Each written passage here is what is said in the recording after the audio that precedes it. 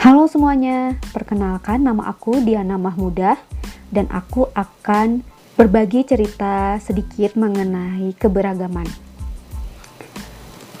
Kalian pasti pernah dengar istilah Unity in Diversity kan? Atau mungkin lebih familiar dengan istilah Bhinneka Tunggal Ika. Nah, intinya sih sama saja, yaitu berbeda-beda tetapi kita mampu tetap menjadi satu.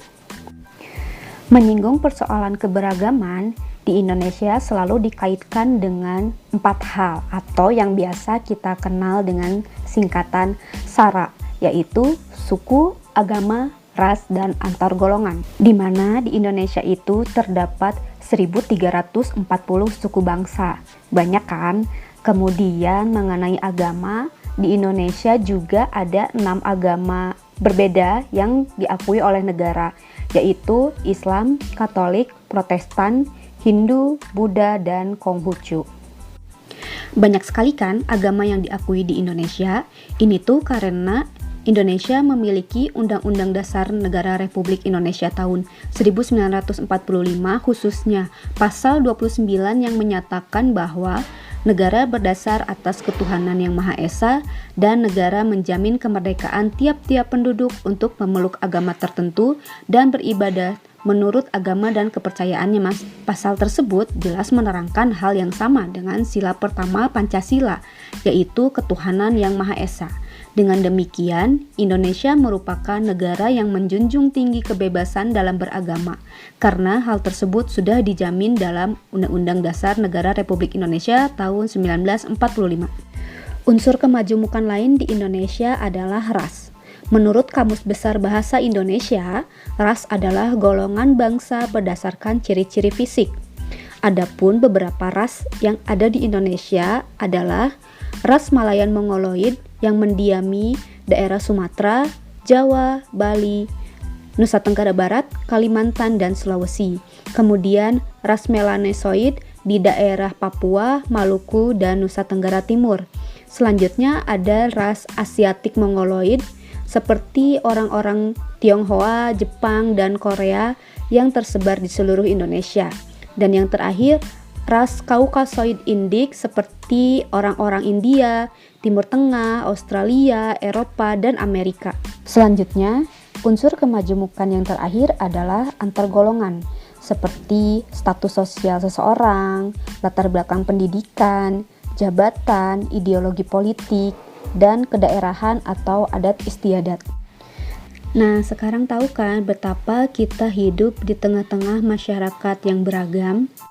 Untuk itulah kita harus memiliki kompetensi yang dapat menjadikan diri kita adaptif di tengah-tengah masyarakat yang majemuk dan dapat menyesuaikan dengan berbagai lingkungan. Tetapi meskipun begitu, ternyata masih saja ada hal-hal yang menjadi tantangan di dalam menghadapi keberagaman atau kemajemukan ini.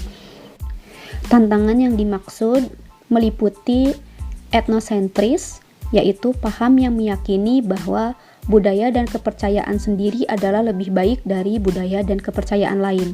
Kemudian tantangan yang kedua adalah xenofobia atau semacam ketakutan, kekhawatiran yang ekstrim pada orang asing di luar ras atau kelompok budayanya.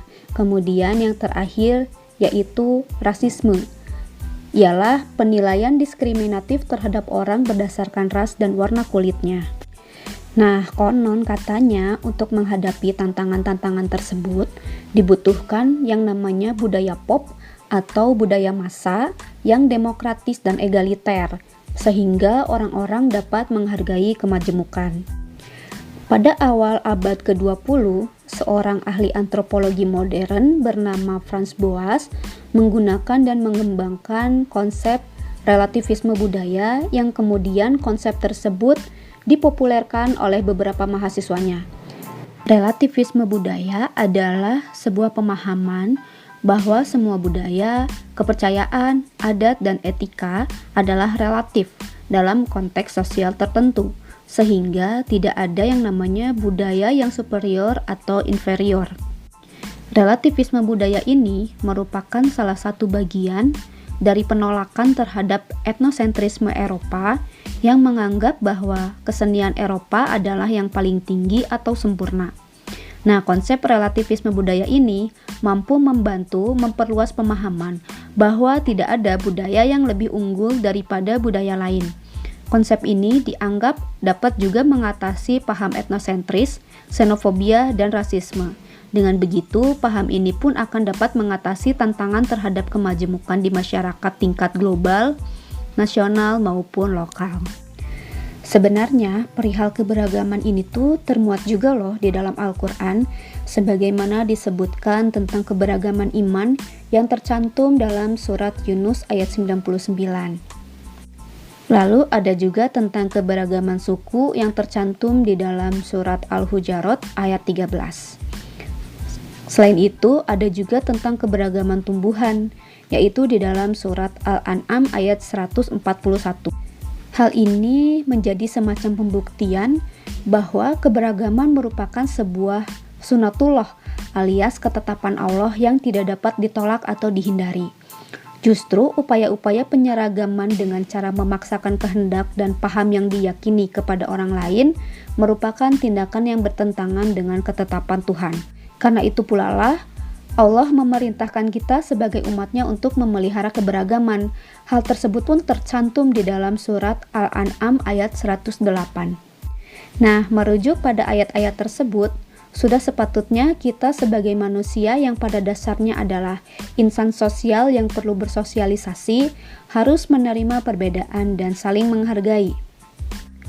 Apalagi zaman terus berkembang, memungkinkan pula berkembang pemikiran-pemikiran manusia yang tentunya akan semakin banyak dan beragam pemikiran yang berbeda.